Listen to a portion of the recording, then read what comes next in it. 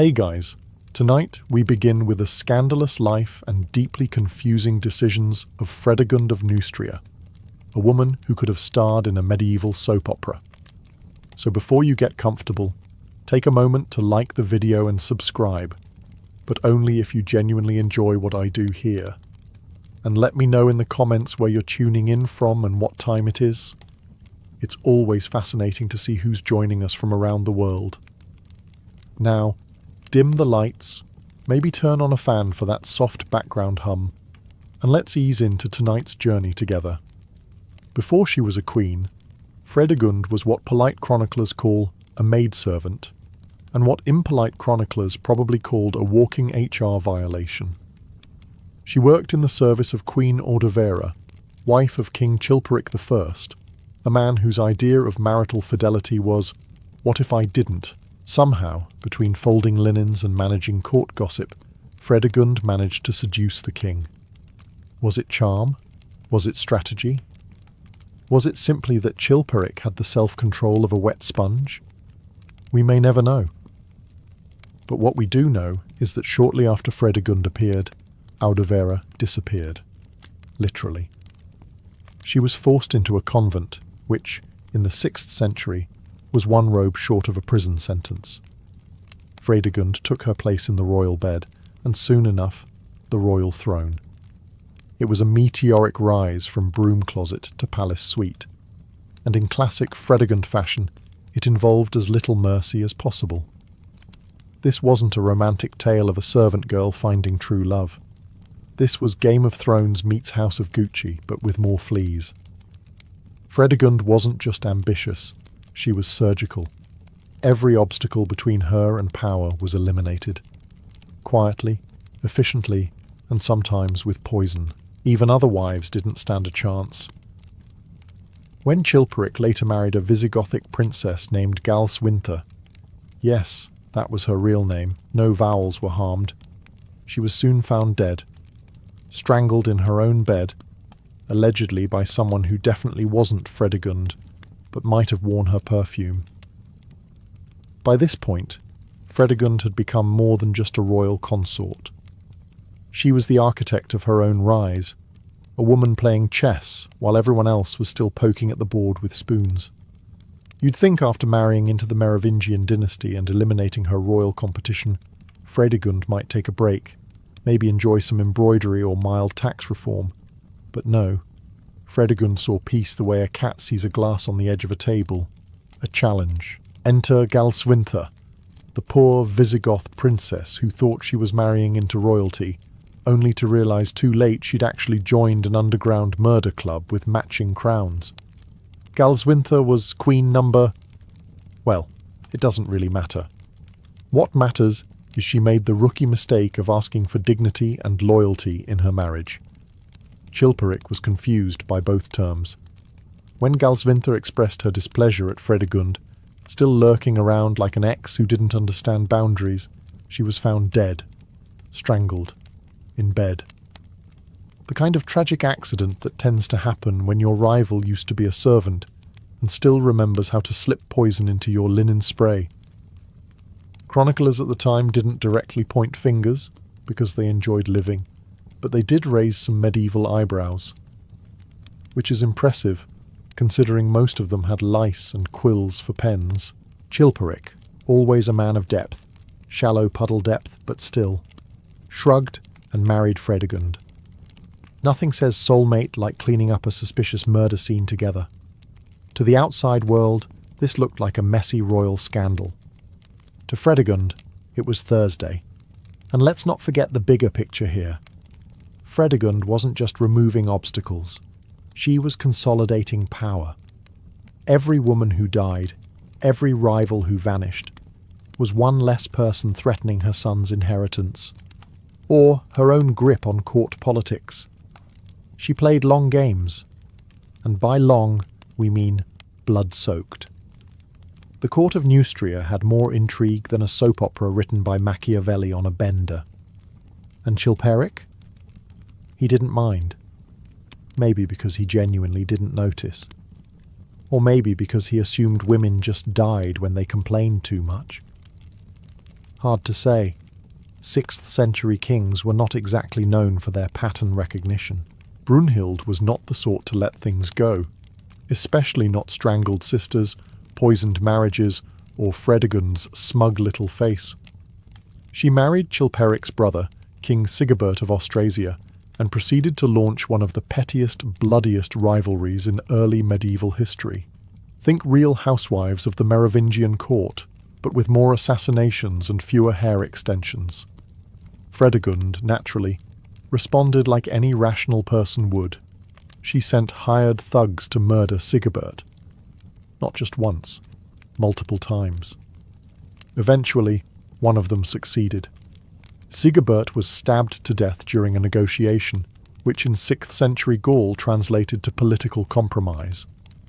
With Sigibert dead, Fredegund seized power in Neustria, but Brunhild was far from defeated. She ruled on behalf of her son and began a decades-long vendetta against Fredegund that would turn northern France into a giant, muddy chessboard. The two women waged war like it was a full-time job. Assassins, betrayals, bribed nobles, secret lovers, rogue bishops. If it could cause chaos, they used it. And through it all, Fredegund sharpened her daggers, whispered orders in dark corridors, and occasionally poisoned people just to stay in shape. What made this rivalry so uniquely unhinged was its longevity. These weren't one-off crimes of passion. This was institutionalized spite. Two queens, controlling rival kingdoms, systematically dismantling each other's lives, reputations, and heirs. And yet both somehow managed to convince everyone they were the victims.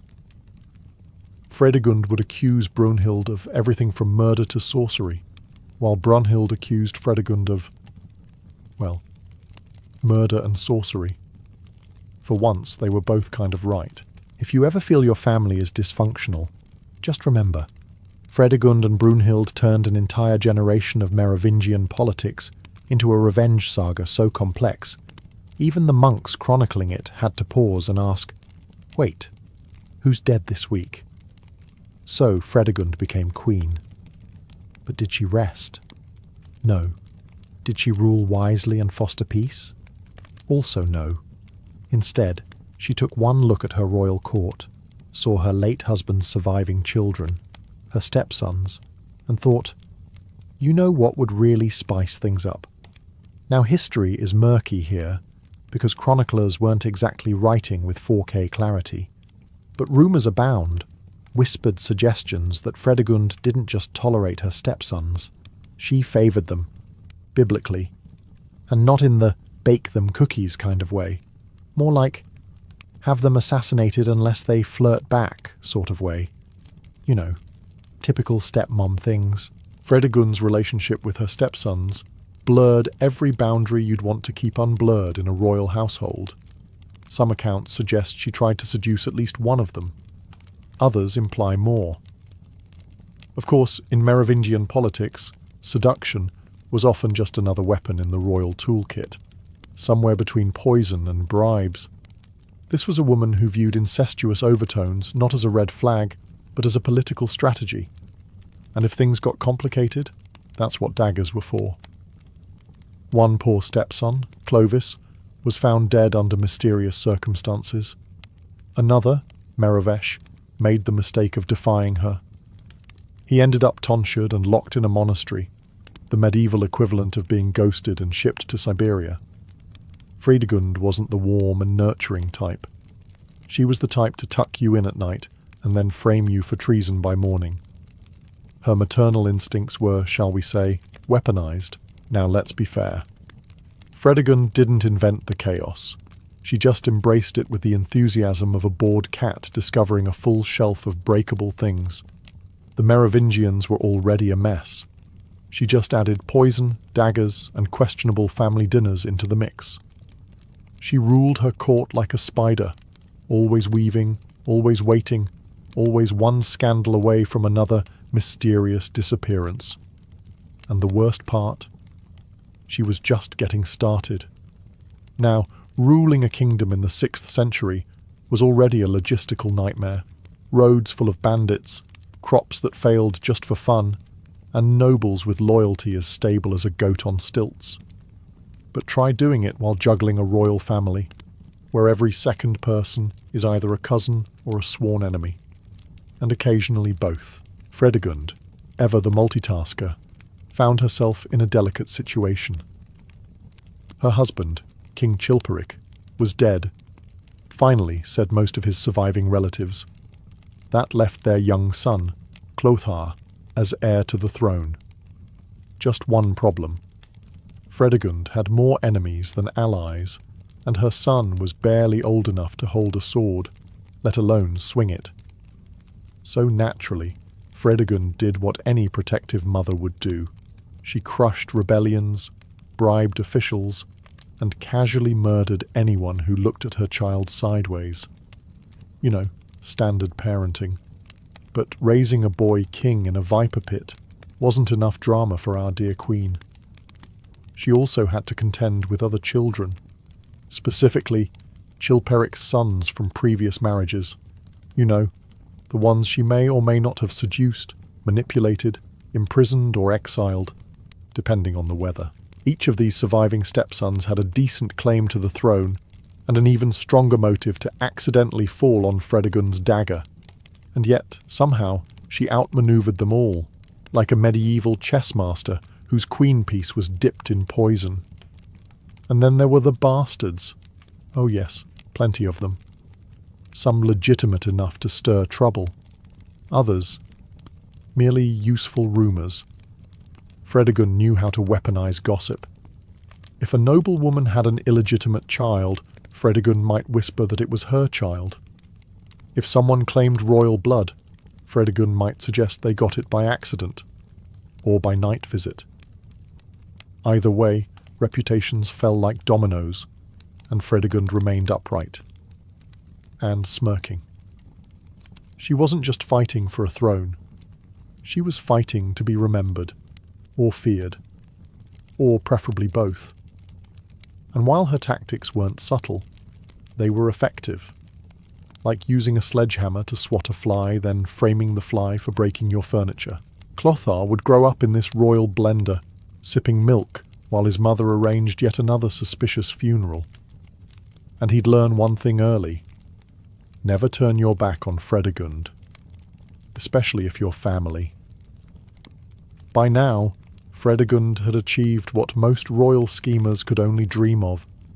She was Queen Regent, unofficial Queen of Espionage, and part-time Grim Reaper. But what do you do once you've secured your child's throne and neutralized half the noble population? Simple. You ruin everything else too. Fredegund had no interest in peace. In fact, if a treaty ever came near her desk, she probably set it on fire and blamed the ashes on Brunhild. War wasn't just policy, it was therapy. And with her favourite enemy Brunhild still alive and breathing unpoisoned air, the grudge match had decades of fuel left in the tank. The two queens waged a slow-motion slap fight across medieval France that made the 100 Years' War look like an office misunderstanding. They traded accusations, armies and insults via poisoned messengers and suspiciously lost ambassadors. Fredegund sent assassins the way most people send thank-you notes. She even tried to have Brunhild's grandchildren murdered. Subtlety? Never heard of it. And then there was the church. You might think that even Fredegund wouldn't mess with holy men, but you'd be wrong. She didn't just step on sacred toes, she broke them. She had bishops beaten, bribed, exiled, or accidentally stabbed during communion. If you wore a mitre and got too preachy, odds were you'd end up in a shallow grave or a very quiet monastery. Even Gregory of Tours, a bishop and historian who wrote some of the most scathing reviews of Fredegund's behaviour, had to admit, under duress, that she was energetic in nature, which is monk speak for terrifying sociopath. At court, things were even worse. Fredegund ran the palace like a paranoid game of musical chairs. Nobles were constantly disappearing, staff were too scared to whisper, and the only people getting promoted were the ones with excellent stabbing technique, and no surviving family. She ruled through fear, fire, and creative murder. But make no mistake, it worked. Despite everything, the seductions, the vendettas, the graveyard of enemies, she held power for decades. In an era when queens were expected to smile, bear sons, and politely die young, Fredegund made sure she outlived the polite ones. She wasn't just a scandal, she was an era. If you're wondering whether Fredegund ever mellowed with age, the answer is a resounding absolutely not. She didn't soften, she fermented, and like any vintage bottle of royal venom, she only got more potent over time. Poison, for example, became her go-to diplomatic tool. While others were sending flowers and sealing peace with marriages, Fredegund was stirring arsenic into goblets and calling it hospitality. If you got an invitation to dine with her, you'd be wise to bring your own food taster, and possibly your own stomach. There are tales, possibly exaggerated, but honestly, would you bet against them, that she kept a whole cabinet of poisons, not for decoration, for experimentation. Belladonna, hemlock, wolfsbane.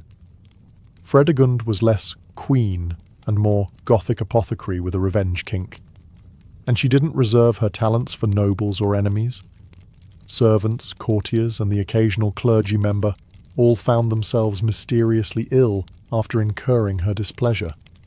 One unfortunate woman was reportedly killed simply for gossiping about the Queen's past, which, let's face it, was begging to be gossiped about. Her reputation became so feared that merely being accused of being on her bad side was enough to ruin you. People fled courts, forged alliances with her rivals, or just quietly took up farming in very distant provinces. One bishop allegedly tried to publicly curse her. The next morning, he woke up dead. But Fredegund wasn't all venom and murder. Occasionally, she tried more subtle tactics, like lying, bribing, and forging royal documents. You know, the gentler medieval crimes. She also had spies. Lots of them.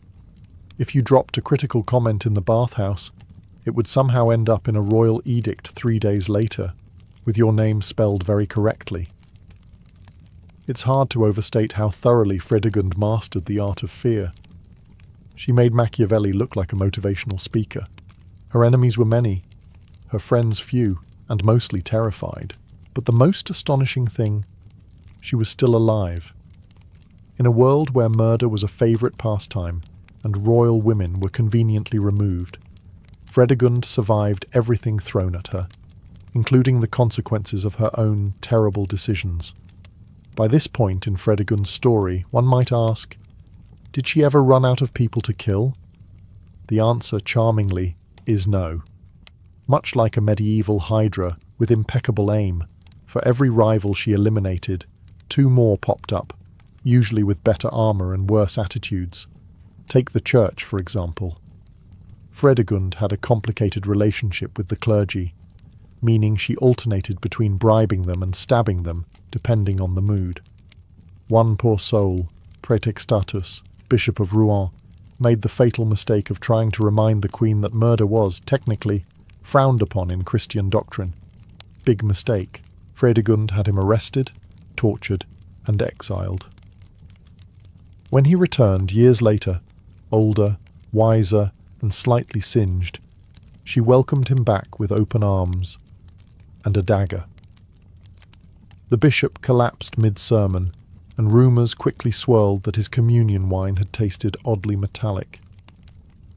No one dared say her name, but the fact that the organist fled the city that night was a bit of a giveaway.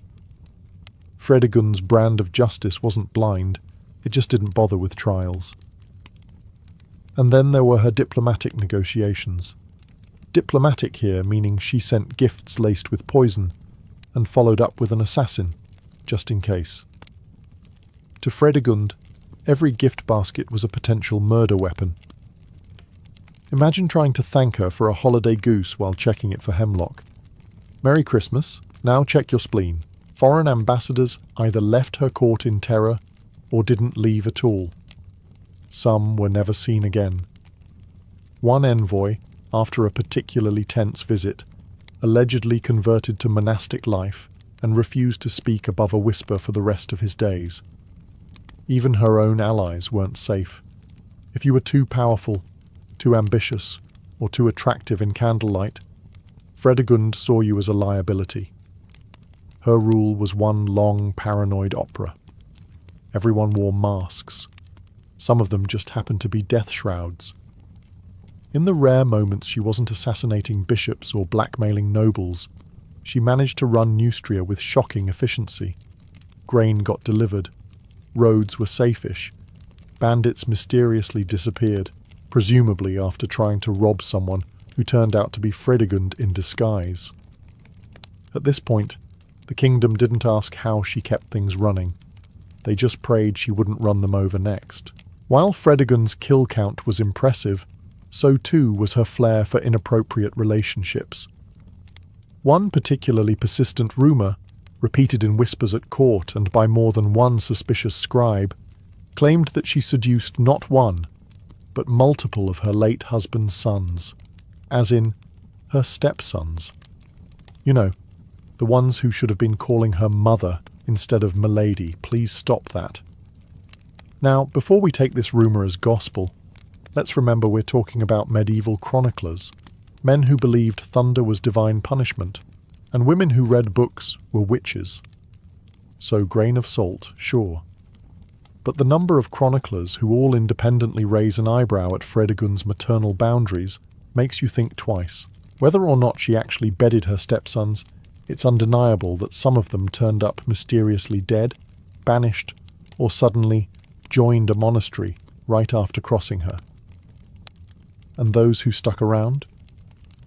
Well, let's just say there were tension-filled family dinners. One of the more infamous cases involved Clovis, Chilperic's eldest surviving son from his first marriage.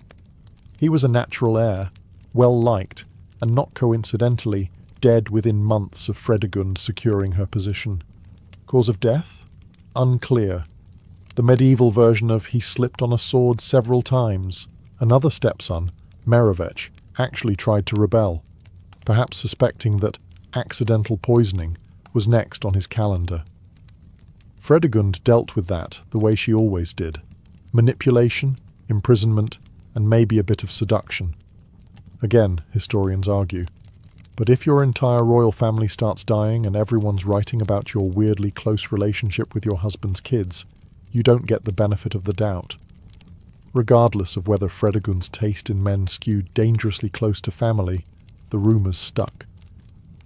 And in medieval politics, sometimes a rumour was more powerful than a fact. She weaponized her own reputation, letting fear do the heavy lifting. She was either the most misunderstood queen in Frankish history, or the most unapologetically scandalous. Spoiler, it wasn't the first one. If there was one person who could match Fredegund blow for blow in cunning, spite, and sheer creative villainy, it was her lifelong nemesis, Brunhilde of Austrasia. Think of them as the medieval equivalent of an unstoppable force meeting a slightly more unhinged, immovable object. Brunhilde was everything Fredegund wasn't: noble-born, educated, and genuinely classy in that reads Latin for fun kind of way. Fredegund, meanwhile, had climbed to the top by sheer audacity, violence, and a firm belief that poison solved most problems. You could say their beef was personal, mainly because Fredegund had murdered Brunhilde's sister. Yes, it's hard to come back from that at family reunions. Brunhilde, widow of King Sigebert, never forgave Fredegund for killing her sister Galsvintha, who had been married to Fredegund's husband before being strangled with the royal bedsheets, an exit that somehow feels too polite for Fredegund. And in true medieval fashion, this grudge blossomed into decades of political sabotage, assassination attempts, and open warfare. If your royal drama doesn't include a murder that leads to two kingdoms waging war for years, is it really worth writing down? Fredegund and Brunhilde didn't just hate each other, they studied each other. Fredegund sabotaged Brunhilde's marriage alliances, orchestrated murders of her allies, and even sent one of her infamous gift baskets across the border. Spoiler, it wasn't filled with fruit. Brunhilde responded in kind, sometimes more diplomatically, sometimes with armies. Their mutual loathing fueled a kind of political arms race, each trying to outwit the other while occasionally pretending they weren't behind every mysterious death west of the Rhine. At one point, Brunhilde married off her granddaughter to one of Fredegund's sons, possibly as a peace move, or possibly to spy on her from inside the palace. It's unclear whether Fredegund saw through the ruse or simply didn't care. Either way, that poor granddaughter spent most of the honeymoon nervously checking her goblet for extra ingredients. In modern terms, Fredegund and Brunhilde would have had one hell of a reality show, probably titled Queens Behaving Badly. Theirs was a rivalry soaked in blood, politics, and the kind of mutual disdain that only two powerful women in a patriarchal world could truly perfect. And trust me, it was far from over. By now, Fredegund's reputation had metastasized into legend. In every smoky tavern and velvet-draped noble hall, whispers about the Queen of Neustria trickled in like bad plumbing, always leaking, never subtle. But unlike most royalty who tried to smother scandal, Fredegund thrived on it. In fact, some say she started her own rumours just to test which nobles were dumb enough to repeat them. If a courtier snickered too loudly about her incidents with stepsons, odds were good they'd find themselves reassigned to frontier administration. Translation: enjoy freezing to death somewhere barbarian adjacent. Court life under Fredegund became a masterclass in paranoid etiquette. Eye contact was a calculated risk. Compliments were potential traps. Even silence could be treasonous. If you didn't laugh at her jokes, she assumed you were plotting a coup. And not laughing at Fredegund's jokes was, in fairness, the most dangerous game. To cope, nobles developed elaborate survival strategies. Some turned deeply religious, hoping piety would keep them off her hit list. Others tried over-the-top flattery. "Your Majesty, your dagger work is simply exquisite today." But most just gossiped behind fans and wine goblets, passing rumours like hot potatoes and praying Fredegund never caught the scent. One noblewoman allegedly tried to warn her cousin about the Queen's morally ambiguous tendencies, only to find her estate burned down 3 days later by what the palace called a lightning strike. That just happened to occur during a drought, with soldiers wearing the Queen's livery. And yet, the whispers persisted, because Fredegund was too compelling to ignore. Her scandals weren't just salacious, they were entertainment, a soap opera for the semi-literate elite. She blurred the line between monster and monarch, and no one could look away. Even the clergy got in on the action, composing vague sermons about unnatural unions and Jezebels among us. Everyone knew who they meant. Fredegund, naturally, responded by increasing church taxes. Subtlety wasn't her strength. Intimidation was. But here's the irony. For all the rumours, Fredegund ruled with brutal efficiency. Crime rates dropped. Enemies of the state vanished, often permanently. And her son, little Clotho II, remained oddly safe. In a world of vipers, she kept her snake pit the cleanest. And that, perhaps, was her final magic trick. Make fear look like leadership. Just when you think Fredegund had peaked, after the poison rings, incest whispers and spectacular body count, she delivered one final horror that even her enemies had to pause and say, "Wait, what?" Yes, dear listener, we now arrive at the baby assassin incident. You see, Fredegund's idea of childcare differed slightly from modern parenting manuals. While today's royal toddlers are paraded around in cute little photo ops, Fredegund's infant son, the future Clothar II, was used as bait. Actual royal bait. And yes, this really happened. Here's the situation. One of Fredegund's political rivals, a noble named Bishop Praetextatus, had somehow survived her earlier attempts to quietly retire him from existence. Fredegund, never one to leave a grudge half-finished, hatched a plan that would make even Machiavelli raise a concerned eyebrow. She waited until a solemn church ceremony, the kind with candles, incense, and a heavy sense of guilt in the air. Then she placed her infant son, the future king, into the arms of the bishop. Symbolic, right? A touching gesture of trust? Wrong, because in that exact moment, she had an assassin stab the bishop. Yes, she orchestrated an attempted murder during a baptismal ceremony and used her own baby as a human diversion. As distractions go, it's a bold one. The bishop did survive, temporarily, but the message was clear. Fredegund was playing chess while everyone else was trying to remember the rules to checkers. The bishop would eventually meet a much less miraculous end, one that involved less ceremony and more stabbing. Fredegund, as always, avoided any formal consequences, likely because no one in their right mind wanted to be the one to serve her a subpoena. And what about little Clothar? The future king reportedly survived the entire event without a scratch. Honestly, if you can make it through your own christening without being implicated in a homicide, you're off to a strong start in Frankish politics.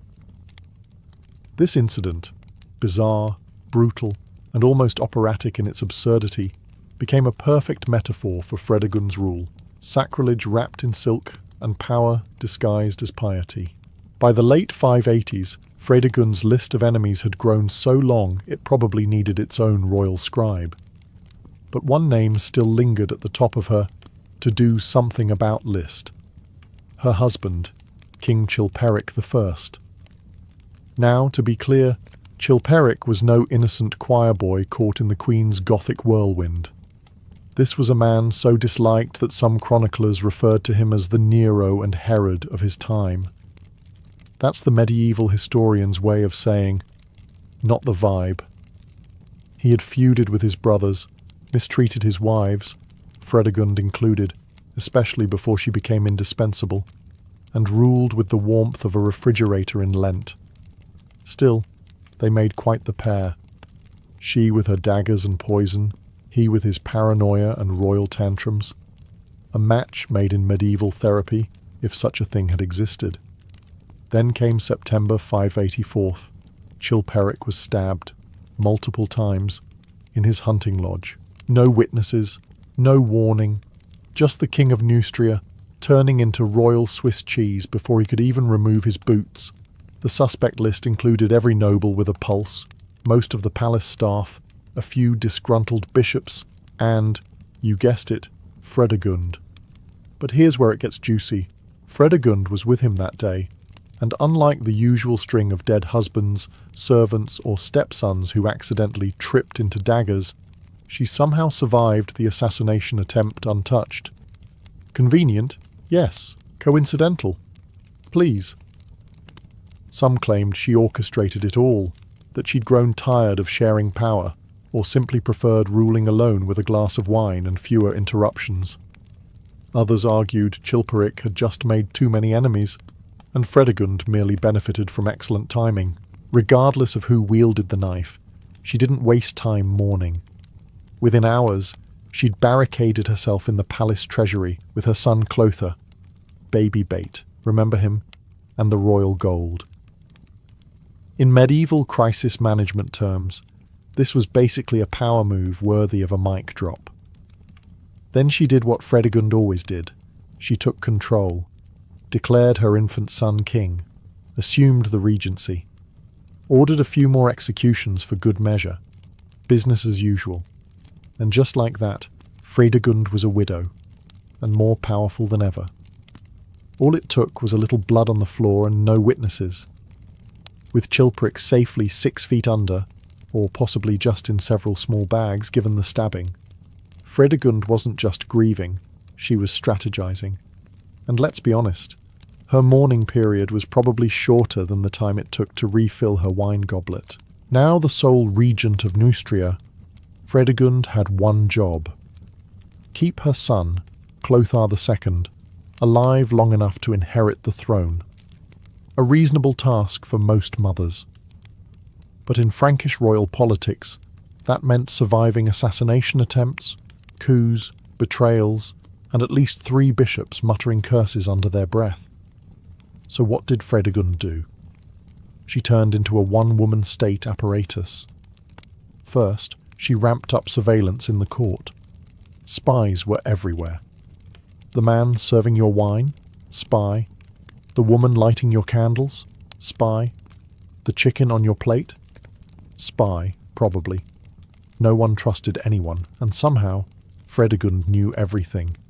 Second, she purged, and we mean purged, the nobility. If you had once spoken to someone who might have considered siding with Austrasia, the rival kingdom, there was a decent chance you'd soon be exiled, arrested, or end up falling ill after a suspiciously specific pastry. Her poisoner allegedly kept a menu, but it wasn't all murder and mistrust. Fredegund also played a long diplomatic game. She negotiated temporary truces, pretended to be pious when it suited her, and even sent out lavish bribes disguised as gifts. Frankish diplomacy often looked a lot like mafia protection rackets with better tableware. Meanwhile, her stepsons, some of whom had mysteriously died young, were no longer a problem. The surviving few had either fled or decided they preferred farming to ruling, probably after realizing their stepmother had a black belt in psychological warfare and dagger tossing. She even rebranded herself slightly.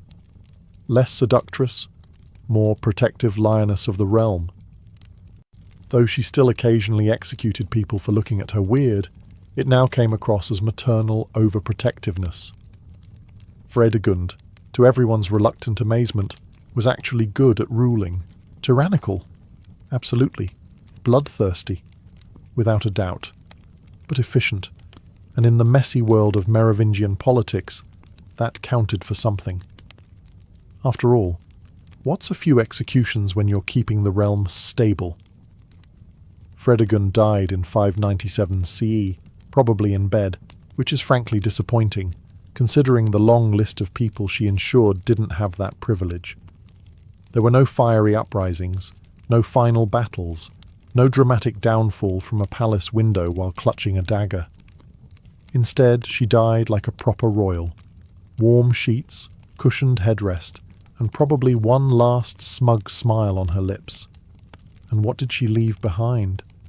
A traumatized kingdom, a traumatized clergy, a traumatized stepson, the surviving one, and her own son, Clothar II, who would go on to rule for decades, likely due to a combination of inherited cunning and the sheer fear of what his mother might have whispered from beyond the grave.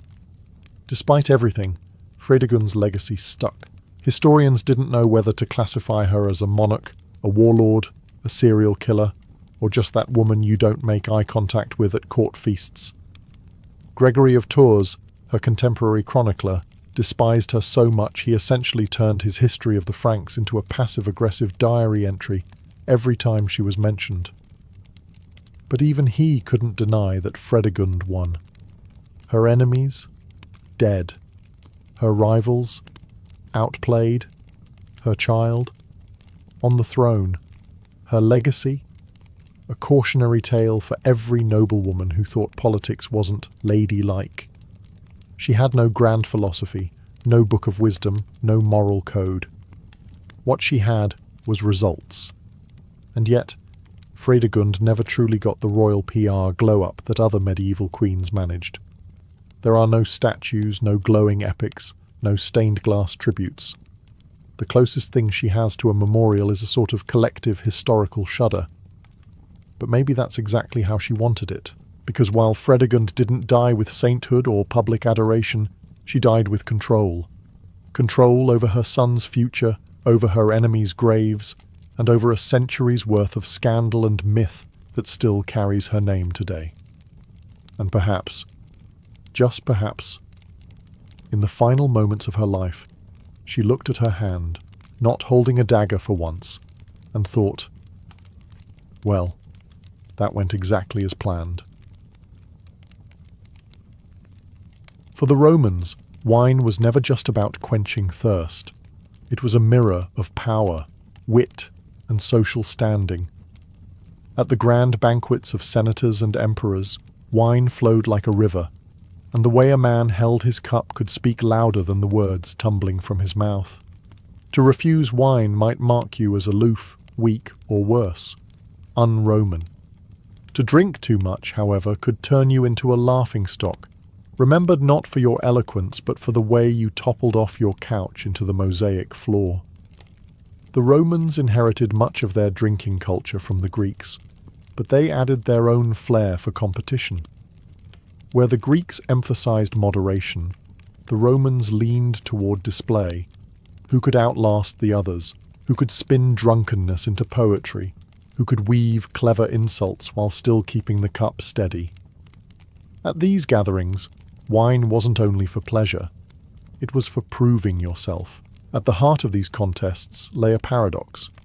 Excess was both admired and mocked. A guest who drank boldly might win admiration for stamina, yet the same display could ruin his reputation if he crossed the line into foolishness. Roman writers delighted in telling cautionary tales of senators whose tongues loosened too far, betraying secrets after one cup too many, or of poets whose verses slipped from brilliant to slurred nonsense as the night wore on. But wine itself was also manipulated. Hosts watered it down to control the pace, or served it strong to test their guests' endurance. Drinking wasn't random, it was structured, almost ritualistic. Dice, poetry duels, even improvised games of wit turned the cup into a stage prop. To survive these contests with dignity required more than a strong liver. It demanded social intelligence, sharp humor, and the ability to play the part of the cultured Roman, while the wine clouded your senses. So when Romans gathered at a convivium, a drinking feast, it wasn't simply for merriment. It was a battlefield of words and wit, where the stakes were reputations, alliances, and legacies. And the weapon everyone carried was the same, a cup of wine, raised high under the watchful gaze of friends and rivals alike. If wine was the weapon, dice were the ammunition. The Romans adored gambling, and when alcohol was involved, the stakes became even more unpredictable. At banquets, dice games, often played with small ivory cubes called tali or alea, were the perfect fuel for laughter, rivalry, and humiliation. A good throw could win you the admiration of the table.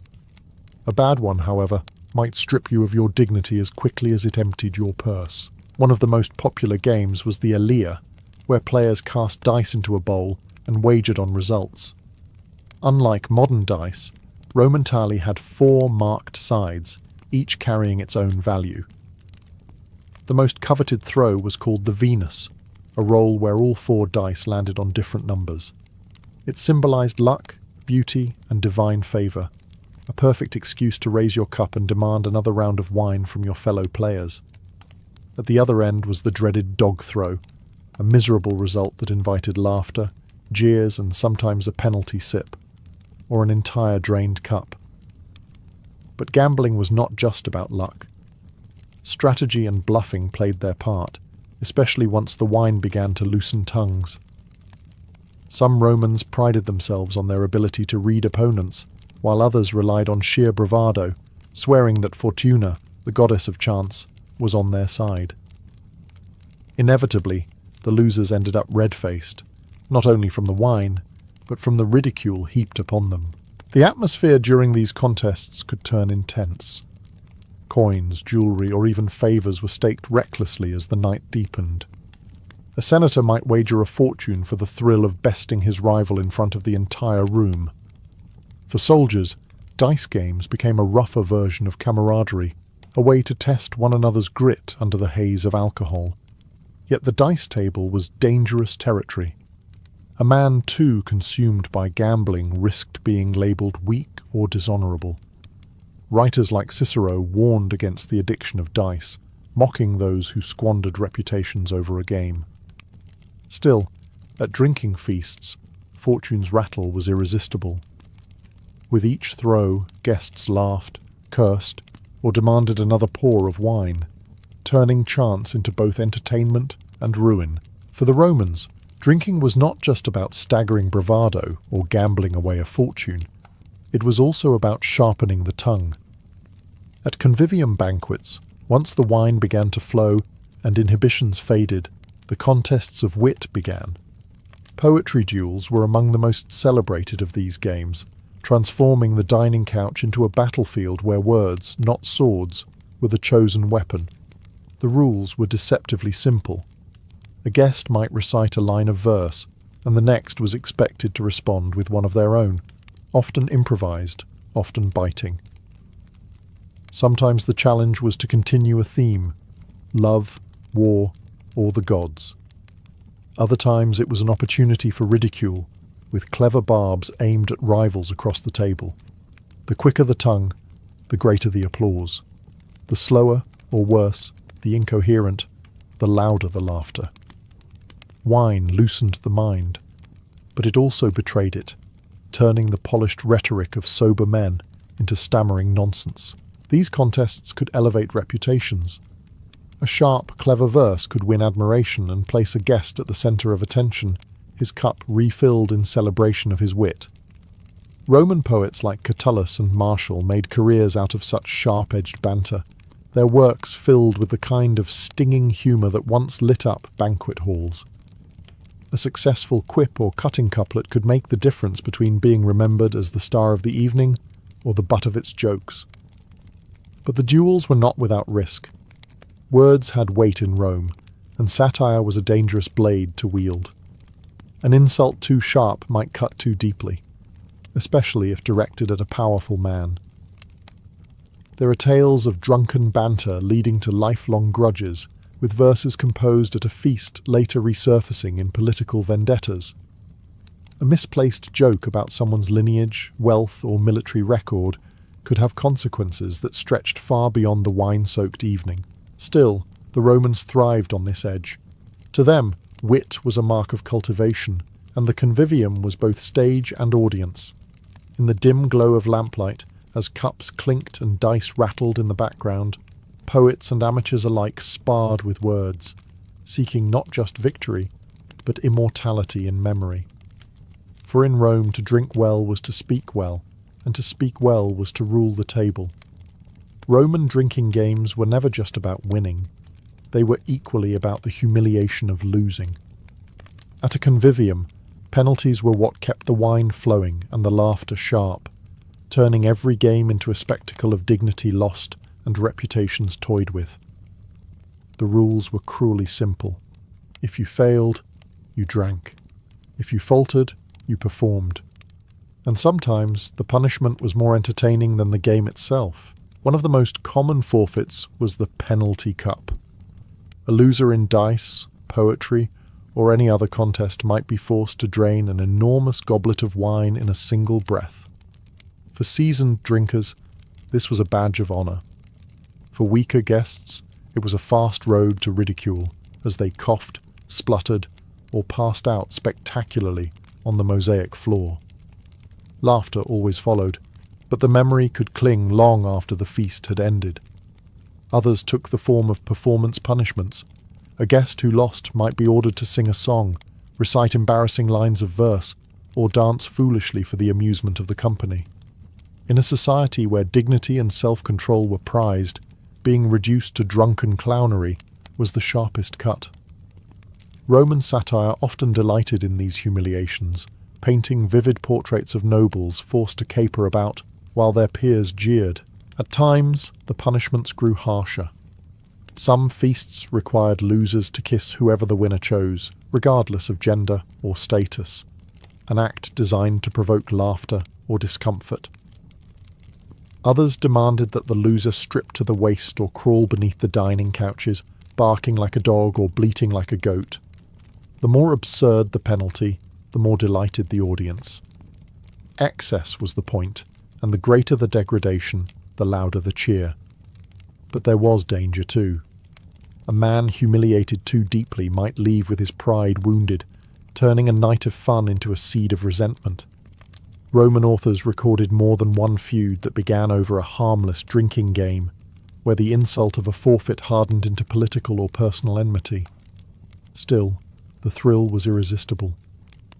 To the Romans, the banquet was theatre, and penalties were the comedy that kept the stage alive.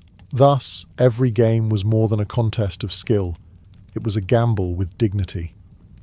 In Rome, losing wasn't just defeat. It was entertainment. A Roman banquet was never only about the food or the wine. It was about spectacle. Just as victories in war were crowned with laurel wreaths, victories at the table demanded their own honours.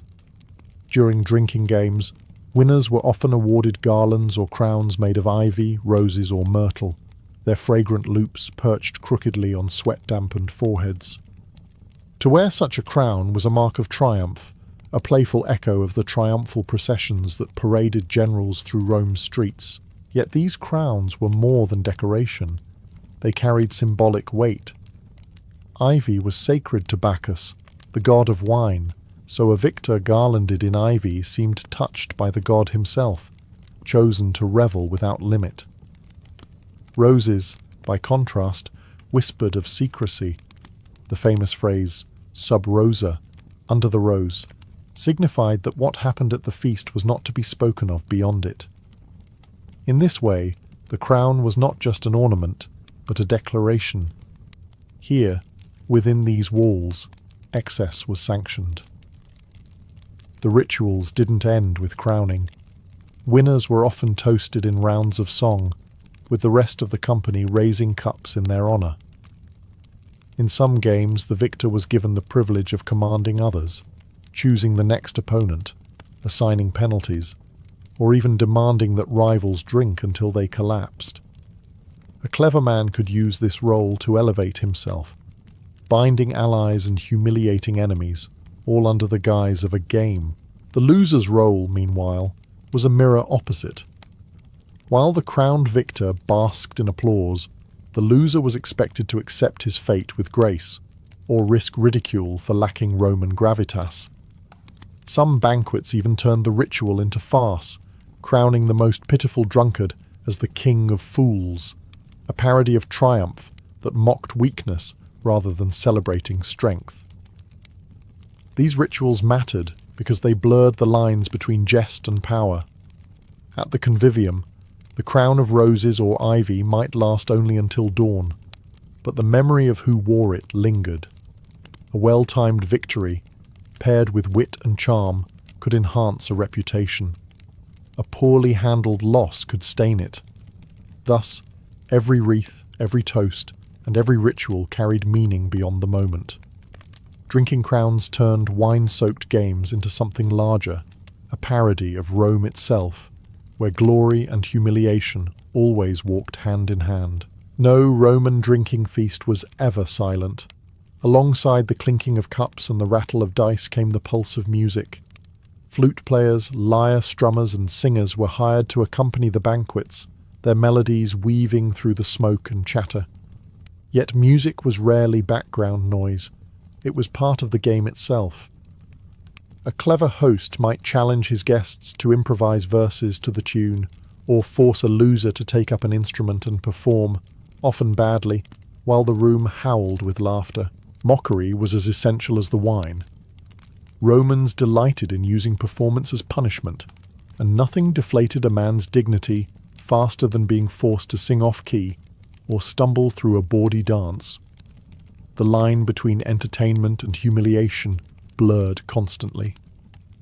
A senator who delivered fiery speeches in the forum by day might find himself jeered at night as he attempted to croak out a drinking song in a drunken slur. The very contrast was the point. Wine stripped away the armour of public persona, exposing even Rome's elite as ridiculous mortals. Sometimes the mockery was more direct. Guests exchanged insults, weaving them into rhymes or chants, while musicians punctuated each blow with playful notes. These contests of verbal abuse, called aiosi convivalis, banquet jokes, were considered a test of wit. To be quick with a sharp barb earned applause, to falter invited derision. Roman poets later preserved fragments of this tradition, where insults about gluttony, cowardice, or scandalous love affairs became the sharpest weapons of the feast. But the mockery had a double edge. A jest too pointed could sting long after the laughter had faded. Romans understood the power of words, and while the convivium encouraged freedom, it also risked igniting grudges. More than one rivalry in Roman politics began not in the Senate, but in a drunken hall, with a cutting line delivered over the rim of a cup. Yet the mayhem was irresistible. Music, laughter, and insult turned the convivium into a theatre where masks were stripped away, and everyone, no matter how noble, risked looking foolish. The very chaos was the charm. In these nights of revelry, Rome's hierarchy bent, if only briefly, under the weight of wine, song, and mockery. If dice and poetry tested wit, and mockery tested pride, then endurance contests tested the body itself. At Roman banquets, one of the most brutal games was simply, who could drink the most? Cups were refilled relentlessly, and the guests who prided themselves on strength treated the wine bowl like a battlefield. To falter, to vomit, collapse, or beg for water was to admit defeat in front of an audience that valued toughness almost as much as eloquence. These contests often began innocently, with toasts and songs, but they quickly spiraled into competitions of survival. One goblet led to another, then another, until even the strongest gladiator-like guest staggered. Ancient writers describe participants who drank until they could no longer stand, their attendants forced to drag them away from the couches. Some hosts even measured the volume consumed, crowning champions who emptied the most amphorae. Victory, however, was bitter. More than one Roman fell ill or died from the sheer excess of such nights. Yet endurance was admired. In a culture that revered conquest and stamina, outdrinking others was seen as a mark of virility. To drain a colossal mixing bowl, to stay upright when rivals collapsed, these were feats whispered about long after the lamps were extinguished. Emperors themselves indulged. It was said that Mark Antony, rival of Octavian, boasted of his ability to drink for days without faltering, presenting himself as Bacchus incarnate.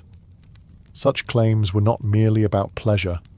They were political theatre, reinforcing the idea that only the strongest could rule both in war and at the table. But the dangers were obvious.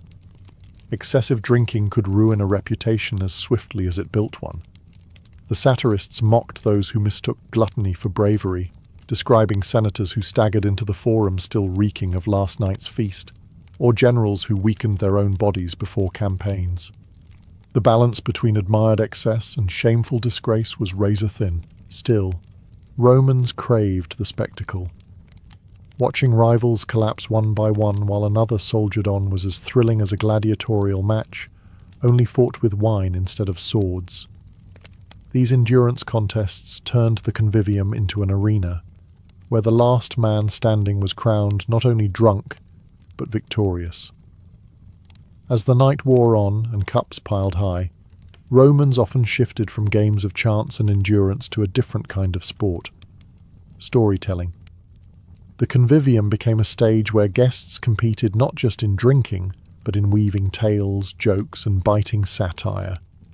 In these moments, wine fueled both brilliance and disaster. Roman satire was born in such settings. Poets like Juvenal and Martial later immortalized the absurdities of drunken feasts: the nobleman who spilled secrets after his fifth cup, the pompous senator who recited epic verse but forgot the ending, the general who boasted of victories while drooling into his beard. These tales were exaggerated, but the seed of truth came from the banquets themselves. To mock drunkenness was as much a tradition as the drinking. Guests often took turns entertaining the company with stories, some recalling myths of the gods, others spinning wild tales of personal exploits. The cleverest twisted these stories into parody. A man might retell the labours of Hercules as if Hercules were a staggering drunk, fumbling his way through monsters and tasks. Another might parody a rival's speech in the Senate, exaggerating every quirk while the others roared with laughter. The line between history, myth, and comedy blurred in the haze of wine, but satire was dangerous sport. A joke about someone's appetite, greed, or infidelity could sting long after the feast was over. Romans delighted in sharp wit, but they never forgot an insult. Banquet rooms became testing grounds for political relationships, where humour could strengthen alliances or ignite enmities. More than one feud began with a cutting story told after too many cups. Still, the laughter was irresistible. Storytelling and satire gave the convivium its energy, turning drunkenness into a spectacle. The loser who stumbled over a line, the rival skewered in verse, the pompous man brought low by parody.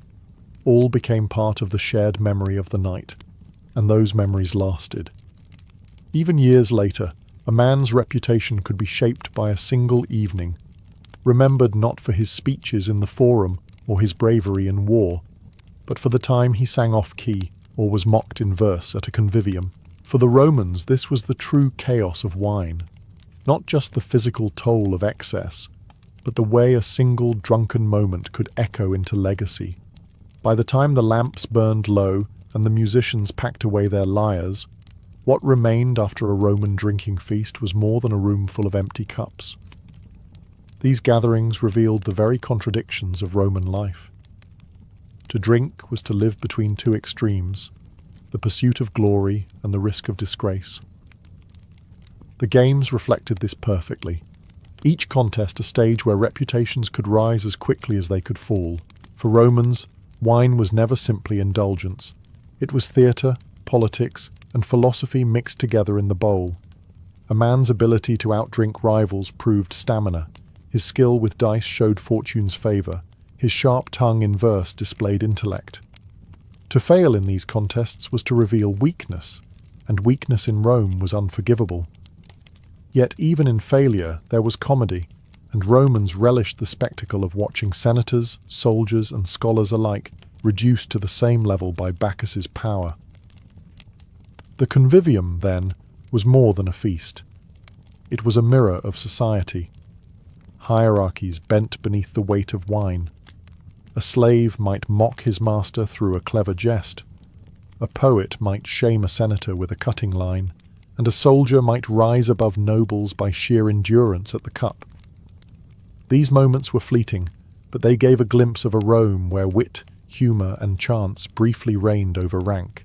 Writers often mocked the chaos of these nights, but they also celebrated them. To many Romans, drinking games were proof of their vitality, their refusal to live a life of moderation. In their eyes, excess was not always failure. It was a sign of living fully, of daring to embrace chaos even at the risk of ruin. And so reputations were indeed made or destroyed, not only in the forum or on the battlefield, but at the table, where dice rattled, verses clashed, and laughter drowned out shame. In the end, Roman drinking games endure in memory because they were more than diversions. They were expressions of a culture that glorified strength, mocked weakness, and turned even drunkenness into a performance. For the Romans, every cup was a contest, every feast a gamble, and every moment a chance to prove that life itself was best lived loudly, recklessly, and with wine always in hand. By the age of 32, Alexander of Macedon had achieved what no mortal before him dared to dream. In just over a decade, he carved out the largest empire the ancient world had ever seen, stretching from the rugged mountains of Greece to the burning deserts of Egypt, across Persia, and all the way to the mysterious borders of India. Cities bore his name, satraps trembled at his command, and kings once mighty enough to rival him were either dead, disgraced, or absorbed into his new world order. To his men, he was more than a commander. He was a god walking in human form. Yet behind the bronze armor and the legends whispered in every marketplace of Babylon, Alexander was still a man, flesh, blood, and bone, and more vulnerable than anyone around him realized. When he returned to Babylon in 323 BCE, the conqueror was weary. The campaigns had pushed him to the limits of endurance, miles of forced marches, endless battles, sleepless nights of planning sieges, and the heavy burden of ruling an empire that spanned cultures, languages, and religions. Even for a man whose ambition burned like fire, there were cracks beginning to show. His body bore the scars of wounds never fully healed. His mind, sharpened by strategy, now wrestled with paranoia, grief, and exhaustion. Still, Babylon welcomed him as a king destined for eternity. Banquets overflowed with wine, musicians filled the night with song, and the great palaces glowed with torches as if the city itself bowed to its new master. Yet in the midst of this celebration of conquest, whispers grew louder. Alexander was not invincible. Some murmured about strange fevers ravaging the marshlands near the Euphrates. Others spoke of plots, assassins, and poisons hidden in golden cups. Alexander himself dismissed the omens. He had always trusted in his star, the divine destiny his mother Olympias claimed was written for him since birth. But destiny, no matter how bright, can flicker. His empire stood at the height of its glory, his armies undefeated, his enemies shattered. And yet, within weeks, this same city of Babylon would witness the fall of the man they called great. The palace of Nebuchadnezzar had never seen such revelry. Alexander, fresh from his Indian campaigns, had returned to Babylon like a victorious god. The great halls blazed with light from countless oil lamps, their smoke curling into the night sky as music and laughter spilled into the courtyards.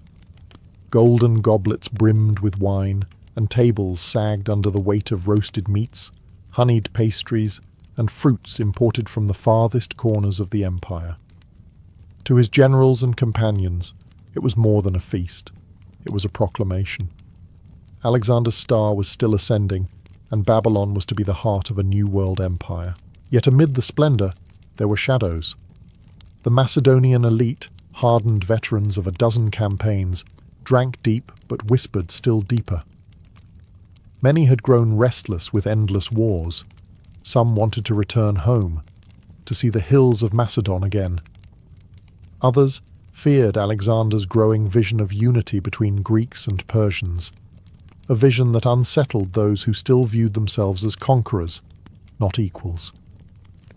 Alexander himself moved through the feast like a flame, brilliant but unpredictable.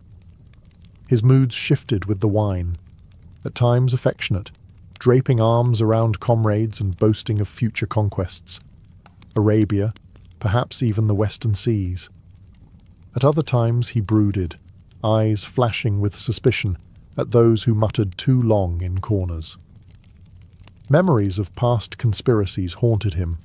The murder of Parmenion, the execution of Philotas, the brutal death of Clytus the Black, once his closest friend, slain by Alexander's own spear in a drunken rage. That night in Babylon, some said he drank more than ever before. One story tells that he pledged a colossal offering to the gods, draining a cup of unmixed wine in their honor, before collapsing in agony. Others whispered that an enemy's hand had slipped poison into the chalice. Whether by chance, fate, or betrayal, what began as a night of triumph would end as the first step toward tragedy. For within days, Alexander would be struck by a mysterious sickness that no physician, priest, or sacrifice could heal. And in the silence of his chamber, as fever gripped his body, the great conqueror who had stormed through Asia began a battle he could not win. The days after the banquet began with little concern. Alexander had always been reckless with drink and excess. A hangover, his companions thought, nothing more. But as the sun rose over the shimmering walls of Babylon, the king who had once ridden across deserts without water and marched through monsoon rains now lay in his chamber unable to rise. His skin burned with fever, sweat pouring from his body, while a gnawing pain spread through his stomach like fire. Physicians were summoned at once, men trained in both Greek medicine and Persian remedies, but their cures were as varied as they were desperate. Some prescribed cooling baths and herbal tonics. Others called for sacrifices to the gods. Every treatment failed. Each morning, his generals expected him to appear, to shake off his illness and command them as always. Each morning, their expectations crumbled further. Rumours spread quickly through the palace corridors. Poison, some whispered. Surely the cup he had drained at the feast had been tainted. Who had dared such a crime? Antipater, the regent of Macedon, long mistrusted by Alexander. Perhaps one of the generals weary of his endless wars. Or even within his own circle, men like Cassander, who had every reason to resent the king's harsh treatment. The possibility haunted them, for if Alexander could be murdered, then none of them were safe. Others believed the sickness was divine punishment. Had Alexander not claimed descent from Zeus himself? Had he not demanded proskynesis, the bow reserved for gods, from his subjects? Perhaps hubris had finally drawn down the wrath of Olympus. Even the Babylonians muttered that their omens had foreseen calamity. The walls of the city had crumbled during his arrival, a dire sign ignored in the flush of victory. Alexander, weakened but not broken, clung to his vision. From his sickbed he spoke of future campaigns, ordering maps and plans for the conquest of Arabia. His eyes still burned with that unrelenting ambition, even as his body betrayed him. To those who stood beside him, it was unthinkable that death could claim him. He was Alexander, world conqueror, god king, the man who had never lost a battle. And yet, as his fever worsened, a quiet dread settled over Babylon. The sense that for the first time, the great was facing an enemy he could not overcome. As the fever tightened its grip, Alexander was forced to abandon the halls of power for the confines of his bed. The man who once led cavalry charges at the head of his army now struggled to lift his own head from the pillow. Babylon, a city that had welcomed him with trumpets and garlands, fell eerily silent as the news spread. Their king was dying. The palaces that had echoed with laughter during the feast now murmured with hushed prayers and anxious speculation. His generals, men like Ptolemy, Seleucus, and Perdiccas, kept vigil at his side, their faces carved with worry, but their minds racing with thoughts they dared not speak. If Alexander fell, who would rule the empire? No heir had been named. His young son by Roxana was not yet born, and his half-brother Aridaeus was considered unfit to govern. For the first time, the vast empire that stretched across continents seemed fragile, held together by the weakening breath of a single man. Alexander, though racked with pain, retained flashes of his old spirit. He ordered his companions to bring him reports, maps, and dispatches. From his bed, he still tried to command the empire, still planned campaigns into Arabia, as though the illness were a mere inconvenience. His voice was faint, his words often broken by coughs, yet the spark of authority remained. Soldiers outside the palace refused to believe the rumours of his decline. To them, Alexander was immortal.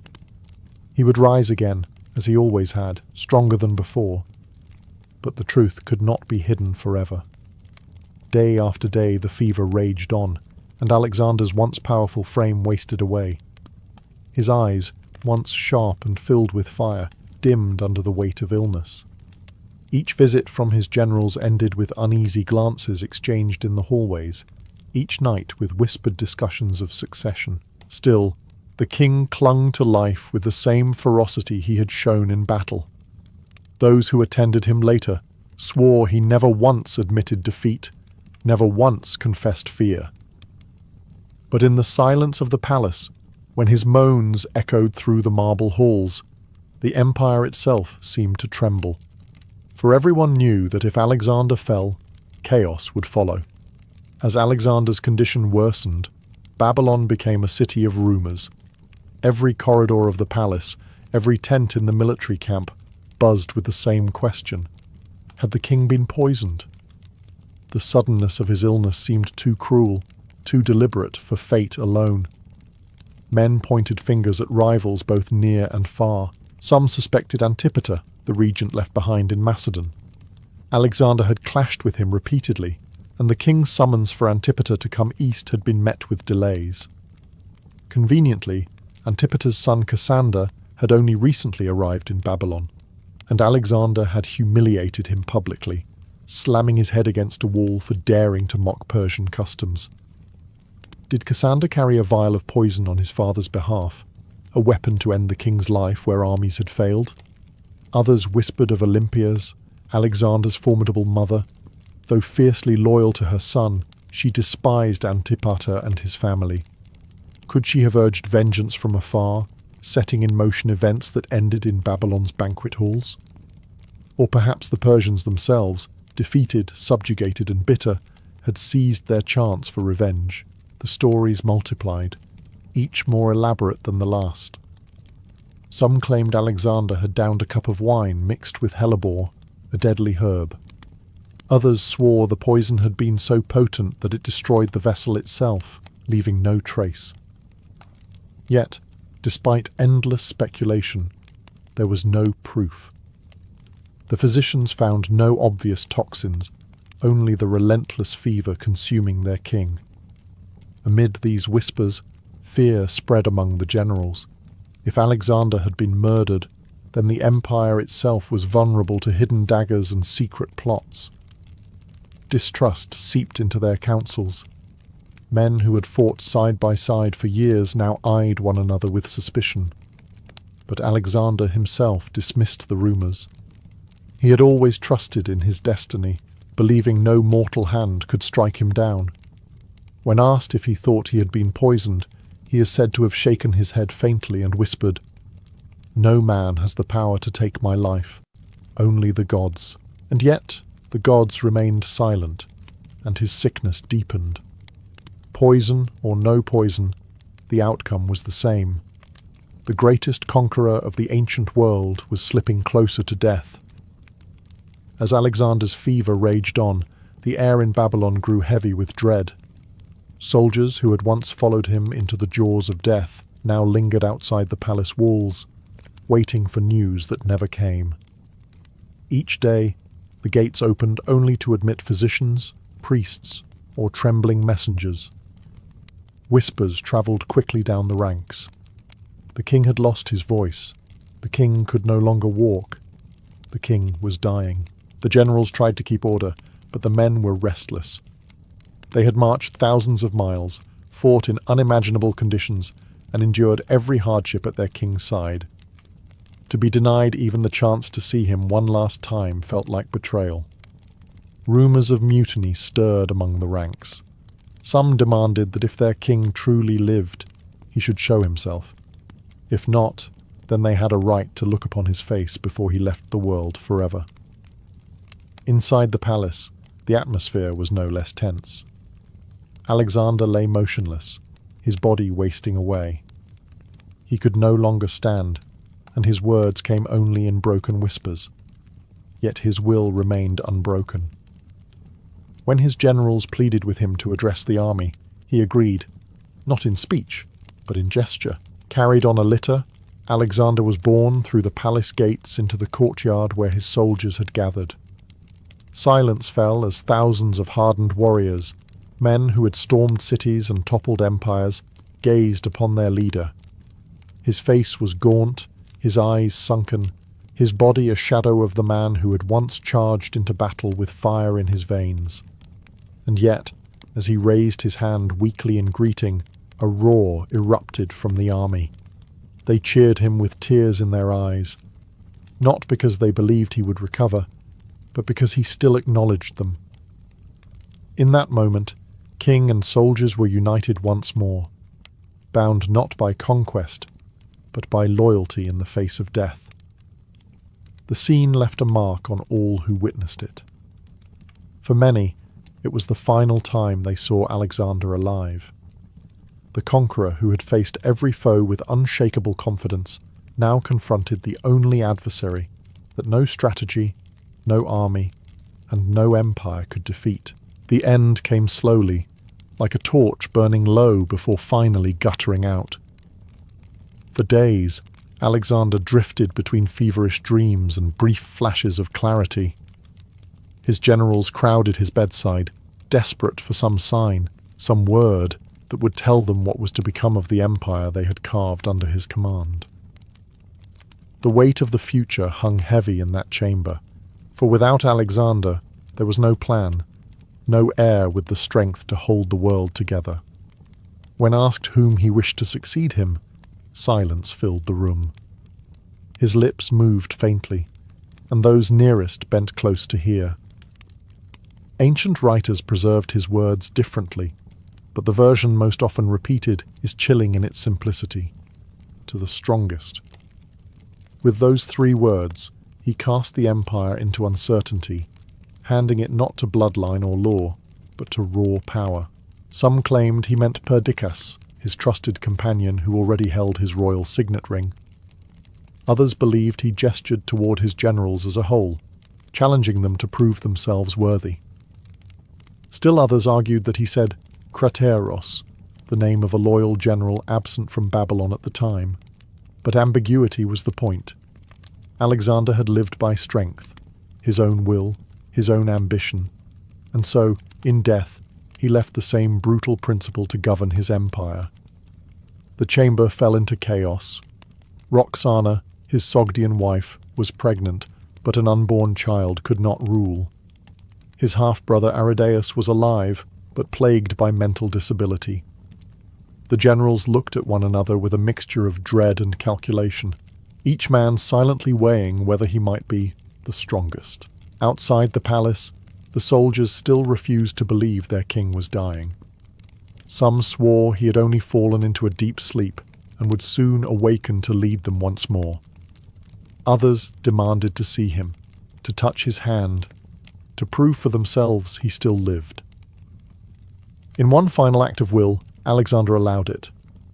One by one, the men of his army filed past his bed, many weeping openly as he looked at them in silence. He could no longer speak, but his eyes still carried the spark of recognition. It was the last farewell of a king to the men who had followed him to the ends of the earth. Soon after, his breath faltered, and the torch finally went out. When the final breath left Alexander's body, the silence in the palace was unbearable. For a moment, time itself seemed to halt. Men who had faced death without flinching on countless battlefields now stood paralyzed, unable to accept what their eyes saw. The greatest conqueror in history, dead at 32. No assassin's blade, no enemy's spear, only a fever that consumed him slowly, cruelly, and left the world unprepared for what followed. News spread quickly through Babylon. Soldiers wept openly, tearing their garments, beating their chests in mourning. Others refused to believe it. Some claimed he was only sleeping, struck down by divine trance, and that he would rise again. The air was thick with grief, but beneath it a darker current stirred, fear. For the empire, vast as it was, had no master. The generals gathered immediately, their faces grim. Perdiccas held Alexander's signet ring, but that did not grant him an empire. Ptolemy, Seleucus, Antigonus, Lysimachus, each had ambitions, each had followers, and none were willing to bow easily to another. Arguments erupted in the council chamber. Some urged recognition of Aridaeus, Alexander's half-brother, though his mental state made him unfit to rule. Others pushed for Roxana's unborn child to be named heir. But what protection could an infant possibly have against hungry warlords? Meanwhile, the soldiers demanded clarity. They had marched behind Alexander, not for his generals. Without him, would they still fight? Would they return home? Or would they rally behind whichever commander could offer the spoils of conquest? Babylon, once the shining jewel of the empire, now trembled on the edge of civil war. The funeral itself was delayed, as the generals quarrelled even over how his body should be honoured. Some wanted him buried in Aegae, the royal tombs of Macedon. Others argued for Babylon, the seat of his new empire. Still others whispered that Egypt, with its aura of divinity, would be a fitting resting place. This dispute was more than about reverence. It was about power. Whoever controlled Alexander's body controlled his memory, and whoever controlled his memory could claim his legacy. Thus, even before his body was laid to rest, the seeds of conflict had been sown. Alexander's final gift to his empire was not peace or unity, but chaos, a chaos that would soon explode into the wars of the Diadochi. Alexander's death in Babylon did not end his story. It ignited it. Within hours, the empire he had forged with blood and brilliance began to splinter. The generals who had once sworn loyalty to him now eyed each other as rivals, their ambitions unchecked without his commanding presence. What followed became known as the Wars of the Diadochi, the Wars of the Successors, a brutal struggle that would tear apart the world he had built. Perdiccas attempted to hold the empire together, ruling in the name of Roxana's unborn son, Alexander IV, and the feeble Aridaeus. But unity proved impossible. Ptolemy seized Egypt, turning it into a kingdom that would endure for centuries. Seleucus carved out a vast realm in Asia. Antigonus and Lysimachus fought for dominance in Macedon and Greece. The dream of a single empire, stretching from the Aegean to the Indus, died with its creator. And yet, Alexander's shadow never lifted. Cities bearing his name, Alexandria above all, flourished as centers of learning, trade, and culture. Greek language and thought spread across the conquered lands, blending with Persian, Egyptian, and Indian traditions to create a new world, the Hellenistic Age.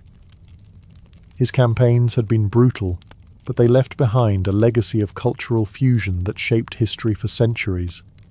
The mystery of his death only deepened his legend. Was it poison, fever, or exhaustion that felled him? Historians still argue, each theory adding to the aura of the man who seemed too great to die an ordinary death. His final words, "to the strongest," echoed like a curse, condemning his successors to endless conflict.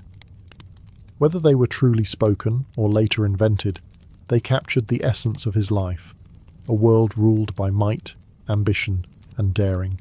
To his soldiers, he had been a god in human form. To his enemies, a storm from the west that could not be stopped. To history, he became simply Alexander the Great, a man who conquered the world but could not conquer time. His body may have been buried in silence, but his name resounded across ages, inspiring emperors, generals, and dreamers. At 32, Alexander left the world not with peace, but with fire, an empire shattered, a legend eternal. In the summer of 80 CE, the city of Rome prepared for a spectacle unlike anything the empire had ever seen. Rising at the heart of the city stood the newest jewel of Flavian power, the Colosseum, a vast amphitheatre of stone and concrete that seemed to scrape the heavens. Where once had sprawled the artificial lake of Nero's decadent golden house, there now stood a monument, not to one man's vanity, but to the Roman people. The Emperor Titus, son of Vespasian, had promised the amphitheatre would belong to the citizens of Rome, and now he intended to prove it with a celebration of unparalleled scale. 100 days of games were proclaimed. 100 days of combat, feasting, theatre, and blood. To Romans, the announcement was more than generous. It was breathtaking. Rarely in the history of the empire had such largesse been offered, and at its centre was the Colosseum itself, an arena capable of seating over 50,000 spectators. Built with tiered seating that reflected Rome's rigid social hierarchy, the amphitheatre allowed every Roman, from senators in marble seats to the poor squeezed in at the top, to witness the same spectacle, united under the gaze of their emperor. The timing was deliberate.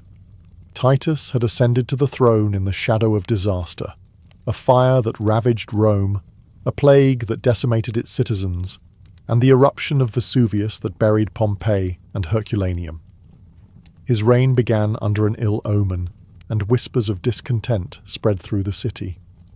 These inaugural games were not merely entertainment, they were a political performance, a way to win back loyalty through generosity and awe. By opening the Colosseum with grandeur, Titus sought to transform calamity into triumph. The city buzzed with anticipation. Merchants prepared their stalls, animals were herded into holding pens, gladiators sharpened their blades, and engineers readied the mechanisms that would astonish the crowds. Families spoke of little else, children boasting about the monsters they expected to see, veterans dreaming of naval battles staged on the arena floor. The Colosseum was not yet baptized in blood, but Rome's heart beat faster with the promise of what was to come. For Titus, the amphitheatre was more than stone. It was memory, legacy, and power. For the Roman people, it was a gift paid for in sweat, labour, and conquest, and one that would soon be consecrated with the roar of lions and the cries of men. On the morning of the inaugural games, Rome awoke in a fever of anticipation. Citizens poured into the streets, streaming toward the towering new amphitheatre, whose stone arches gleamed in the rising sun. Vendors shouted their wares, figs, nuts, honeyed wine, while beggars pleaded for scraps, hoping the generosity of the day would extend to them. The Colosseum, with its 4 tiers of seating, swallowed the crowd like a living organism, funneling 50,000 people into place. Inside, the air crackled with energy. Senators reclined on polished marble benches at the arena's edge, their purple-edged togas a reminder of rank. Equities filled the middle tiers, while plebeians and slaves climbed to the highest seats, pressed shoulder to shoulder. Yet despite their differences, all eyes focused on the same stage, the vast oval of sand at the centre, pristine and waiting. The architecture itself seemed to magnify the moment, every voice amplified, every cheer echoing off stone. The Emperor Titus entered in procession, accompanied by lictors bearing fasces and guards glittering in armour. The crowd erupted in thunderous applause. For Titus, this was more than pageantry. It was an act of theatre, a carefully staged display of imperial generosity. As he raised his hand in greeting, the cheers rose to a deafening roar, the people's loyalty offered as tribute to their emperor. Then the games began. The opening ceremonies dazzled the senses. Trumpets blared, dancers whirled, priests performed sacrifices to Jupiter and Mars, and the smell of incense mixed with the musk of animals waiting below the arena floor. The Valerium, an enormous awning stretched by sailors of the Roman fleet, shielded spectators from the sun, its coloured panels casting shifting patterns of light across the crowd. To heighten the drama, Titus ordered lavish gifts distributed. Food and coins were flung into the stands, creating a scramble as plebeians fought for morsels of imperial bounty. Some accounts even claimed that Titus himself tossed wooden balls into the audience, each inscribed with prizes, slaves, livestock, or luxury goods, redeemable after the games. The Colosseum was not just an amphitheatre, it was a machine for awe, designed to overwhelm body and spirit alike. And this was only the first day. The promise hung in the air. Gladiators, beasts, hunts, and spectacles beyond imagination would follow. The inaugural games had begun, and Rome was spellbound. Once the ceremonies ended, the true purpose of the Colosseum revealed itself. Trumpets blared, the gates swung open, and the first gladiators marched into the arena. Their armour glittered in the light, bronze helmets polished to a shine, shields freshly painted with bright patterns. They saluted the emperor, raising their weapons high, and the crowd erupted in a roar that shook the stone foundations. Gladiators were not mere fighters, they were living symbols of Rome's power. Some were slaves or prisoners of war, condemned to fight for survival. Others were volunteers, men who sought fortune and fame, wagering their lives for a chance at glory. On this opening day, every type was represented.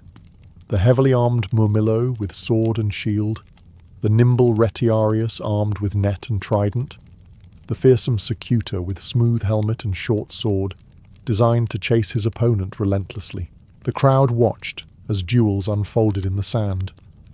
A Retiarius cast his net, ensnaring a Secutor, only to have it sliced apart in a shower of threads before the killing blow fell.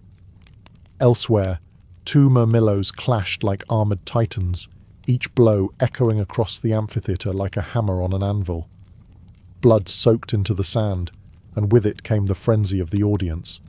They shouted, gestured, demanded death or mercy with the iconic thumbs turned up or down. Yet the games were not only about death, they were about drama. Gladiators trained in schools to fight with precision and spectacle, prolonging combat so that every slash and feint carried suspense. A wounded man who fought bravely might win reprieve. One who faltered, begging for his life, often met a swift end. The crowd loved courage, despised weakness, and Titus watched, calculating how each display reflected on his reign. To heighten the excitement, pairs fought in succession, wave after wave of duels that filled the day. Between battles, attendants raked the bloodied sand, scattering fresh flowers or spices to mask the smell of death. For Rome, the Colosseum was not a slaughterhouse but a stage, and gladiators were actors whose script was written in blood. By the end of the first round of combats, the Colosseum had been baptized. Its pristine sand was now crimson, its echoing walls heavy with cheers and cries. The message was clear. This amphitheatre belonged to Rome, and its soul would forever be fed with blood. If gladiators supplied the drama of man versus man, the beast hunts, venations, brought a different kind of wonder to the Colosseum. On the second and third days of the inaugural games, the gates opened not for armoured men, but for creatures Rome had dragged from the farthest edges of its empire. Out from the underground cages burst lions from Africa, their roars echoing against the stone walls, panthers slinking low to the ground, elephants draped in foreign trappings, and even crocodiles and ostriches paraded in before the crowd. These animals had been shipped across seas, herded through deserts, and marched along Roman roads solely for this moment, for death on the sands of the new amphitheatre. The venatores, the hunters, were specialists trained to face these beasts. Armed with spears, bows, and nets, they relied on agility and strategy rather than brute strength. The crowd marvelled as a lone hunter sidestepped a charging bull, driving his spear with precision into its flank. Another vaulted over a lunging leopard, striking as it turned. Each kill drew thunderous applause, not only for the courage of the hunter, but for the display of Rome's dominion over nature itself. But the hunts were not always fair contests. Sometimes animals were pitted against each other, bears set upon bulls, lions against tigers, while the crowd cheered the chaos. Other times, condemned criminals were thrown to the beasts as punishment, their deaths turned into public spectacle. These executions were framed as justice, but to the spectators they were another layer of entertainment, a reminder of what awaited those who defied Roman order. To heighten the spectacle, elaborate scenery was used. Forests of painted trees or wooden backdrops transformed the arena into mock landscapes, recreating the wilds from which the animals had come. At times, entire herds of deer or antelope were released, and archers shot them down in a coordinated display that blended hunting with theatre. For Rome's citizens, these hunts were awe-inspiring. Most had never travelled beyond Italy, never seen a lion or elephant in their lives. Here, within the Colosseum, the empire came to them. Exotic creatures, conquered lands, and foreign wonders were all made to kneel in the dust of Rome's amphitheatre. It was not simply spectacle, it was propaganda, proof that Rome ruled not just men, but the natural world itself. As if gladiators and wild beasts were not enough, Titus unveiled a spectacle that seemed impossible. Naval battles staged within the Colosseum itself. On select days of the 100-day festival, the arena floor was transformed into a miniature sea. Ingenious Roman engineering, hidden channels, sluices and aqueducts, allowed water to flood the amphitheatre, turning sand into shimmering waves. Crowds gasped as they watched ships drift into the basin, their sails trimmed, their painted prows gleaming in the sunlight. These were not mere toy vessels, but scaled-down versions of warships, manned by real crews and armed with oars and weapons. Criminals and prisoners of war often filled the ranks of these sailors, forced to fight for survival in a watery stage from which there was no escape. The Naumachii, or mock sea battles, reenacted famous conflicts from Roman history or mythology. On one day the crowd might watch Greeks clash with Persians, their ships ramming and splintering with the crash of timber. On another, Phoenicians might square off against Romans, spears and arrows flying over the spray. From their seats, spectators felt as if the empire's conquests were replaying before their eyes, proof that Rome's reach extended from land to sea. The battles were savage, even if staged. Ships rammed into each other with deadly force, men thrown into the water clawing at broken planks as they struggled to stay afloat. Unlike gladiators, who might earn reprieve through bravery, the men in these mock navies rarely survived. The water, meant for entertainment, became a grave for hundreds. Yet for the audience, the danger was part of the allure. To watch the Colosseum hold a sea, to see men die as empires had clashed, was to taste the impossible. The sheer audacity of it all elevated Titus in the eyes of the people. Only Rome could create such a spectacle, and only an emperor with vast resources and will could stage it. For a city that prided itself on engineering and conquest, the Naumachii were both entertainment and demonstration, a reminder that Roman mastery conquered not only men and beasts, but even nature itself. When the water was finally drained and the arena floor restored to sand, the crowd knew they had witnessed a marvel no other city could match. The Colosseum was no longer just a theatre of blood, it was a theatre of worlds. Even as the Colosseum overflowed with violence and spectacle, Titus knew that bread and wine mattered as much as blood. To complement the 100 days of games, he ordered banquets and public feasts that transformed Rome itself into one vast dining hall. For days on end, the empire's wealth was poured into the bellies of its citizens. Streets near the amphitheatre filled with vendors distributing loaves, fruit, and roasted meats, gifts supplied at the emperor's expense. Amphorae of wine were opened freely, their sharp, sweet aroma carrying on the breeze. Citizens drank deeply, cheering their emperor as they toasted to his generosity. In a society where famine was always a lurking shadow, such abundance was as impressive as any gladiator's duel. Inside the Colosseum, food itself became part of the spectacle. Between shows, attendants tossed baskets of dates, figs, and nuts into the stands. Wooden balls inscribed with prizes were hurled into the crowd, redeemable for goods ranging from cured hams to slaves. Children scrambled for them, while grown men wrestled in the aisles, each ball a tangible symbol of imperial bounty. Lavish feasts were staged for the elite as well. Senators and equities dined in shaded porticos, savouring exotic dishes imported from the provinces. Flamingo tongues from Africa, fish sauces from Hispania, spices from the East. For the common people, simplicity reigned, but the message was the same. Rome's emperor fed his city as generously as he entertained it. The banquets were more than indulgence. They were politics. Titus had inherited an empire scarred by disaster, plague, famine, and the eruption of Vesuvius. His reign had begun under suspicion, and these inaugural games were his chance to win the hearts of the people. By feeding the masses, he tied loyalty to his throne with the oldest bond of all, gratitude for survival. The feasts also mirrored Rome's wealth and reach. Every bite, every swallow reminded citizens that their empire stretched across 3 continents, drawing in grain from Egypt, oil from Africa, wine from Gaul, spices from Arabia.